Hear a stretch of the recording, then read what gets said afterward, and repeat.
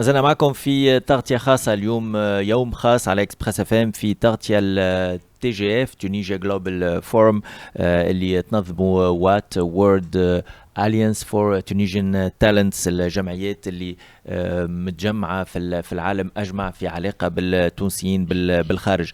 جاب حذنا مسيو جورج كوبينغوف اللي هو ريسبونسابل دو بروجي ويدو أفريكا، برنامج من الجائزات التعاون الدولي الألماني. مسيو جورج بونجور. Bonjour. Marhaba, merci d'être des nôtres ce matin. Alors, on va présenter le projet WeDo. C'est un programme qui consiste à promouvoir les micros et petites entreprises en Tunisie, mais pas que en Tunisie. Exactement, c'est ça. Donc, c'est un projet qui est financé par le gouvernement allemand et qui est mis en œuvre par la GIZ.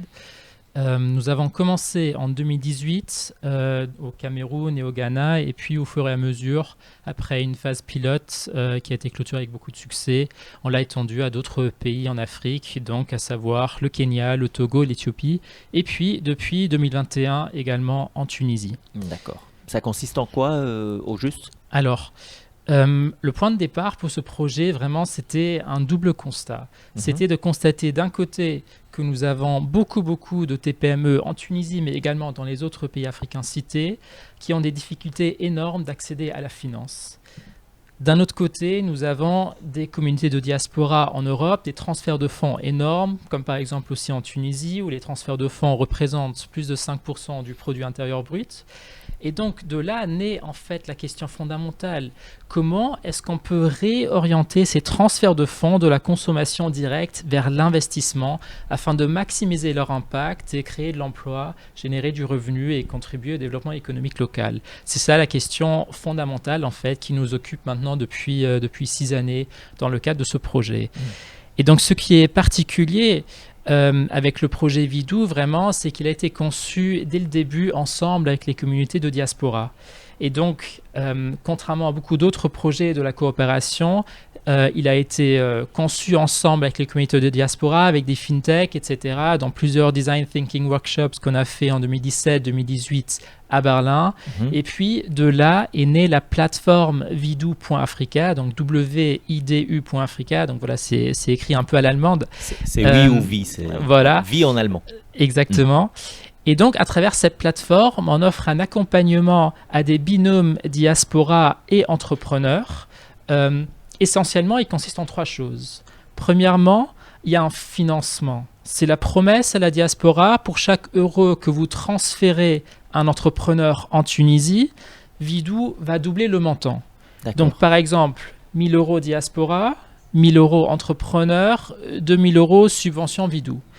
Deuxième chose, c'est l'accompagnement, c'est du coaching. Ici en Tunisie, pour le coaching, on travaille ensemble avec Red Star Tunisie, qui ont donc un réseau de coachs sur tout le territoire tunisien. Troisièmement, c'est la transparence qui est assurée à travers la plateforme digitale. Donc, il y a tout le processus d'accompagnement qui se fait de manière digitale. Et donc, pour les entrepreneurs, pour la diaspora, pour nous, pour tout le monde, vraiment, il y a cette transparence qui est assurée. Ce qui est très important parce que nous savons de la recherche que les transferts de fonds augmentent en termes de fréquence et en termes de quantité dès lors que la diaspora a un sentiment de visibilité, voire de contrôle sur l'utilisation de ces fonds. D'accord. Justement, cette population, je parle de la diaspora, vous avez cité les transferts des résidents à l'étranger, c'est une manne pour le pays en termes de devises et c'est bien.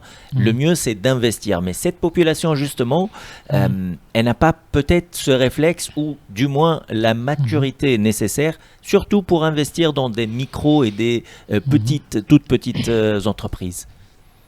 Est-ce que vous avez procédé à une formation, à un encadrement ou à un accompagnement en ce qui concerne cette population? Je parle des résidents à l'étranger. Oui.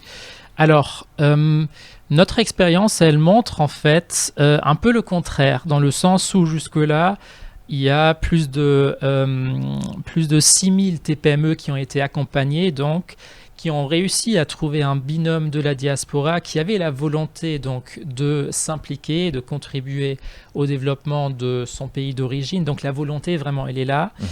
À travers Vidoo, on essaye de proposer un mécanisme à travers lequel on peut assurer donc en fait cet accompagnement. Peut-être une précision encore, on parle d'investissement, mais formellement dans le cadre du projet Vidoo, les personnes diaspora, on les considère plutôt comme des contributeurs, c'est-à-dire sont des contributions de la part de la diaspora. Ils ne gagnent pas c'est pas une forme de equity investment, mais c'est vraiment dans une logique de don plutôt. D'accord. Où on part du constat, voilà, il y a ces transferts de fonds qui sont déjà faits vers les familles, et donc à travers Vidoo, on essaye de maximiser cet impact.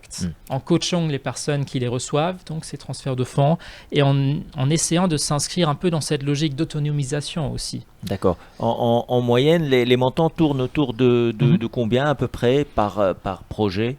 Alors la subvention Vidoo en ce moment, elle va jusqu'à 2 750 €. Par contre, ce processus que je vais décrire, on peut le faire jusqu'à 3 fois. Donc on parle, voilà, 3 fois 2 750 €. C'est la subvention Vidoo.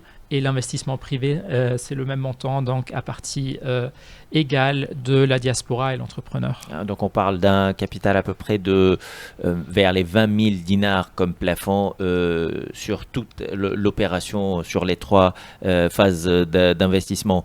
Depuis, le programme a commencé depuis 3 ans en Tunisie. On peut citer quelques chiffres pour comprendre un peu l'ampleur.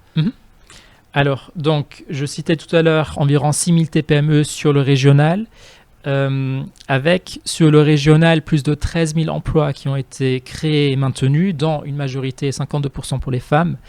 En Tunisie, on parle de 567 TPME qui sont accompagnés sur les 24 gouvernorats, donc dans très différents secteurs, que ce soit l'agriculture, l'artisanat, l'industrie, les services, etc. Avec 1,14 million d'euros d'investissements privés qui ont été mobilisés en faveur de ces entreprises, 1300 séances de coaching et plus de 1700 emplois créés et maintenus, dont même 60% pour les femmes. Donc c'est vraiment un projet avec un potentiel de mise à échelle assez importante et on l'a vraiment réalisé au cours des dernières années. ذكر اللي احنا نحكيو على لو بروجي فيدو اللي هو ان بروجي دو لا جي زد التعاون الدولي الالماني. Juste pour conclure, pour ceux qui souhaitent peut-être bénéficier en termes de en la qualité de PME et peut-être micro-entreprise, quelle est la procédure? Est-ce qu'il y a des conditions à remplir? C'est assez simple. Il faut aller sur le site widu.africa et on peut s'inscrire directement.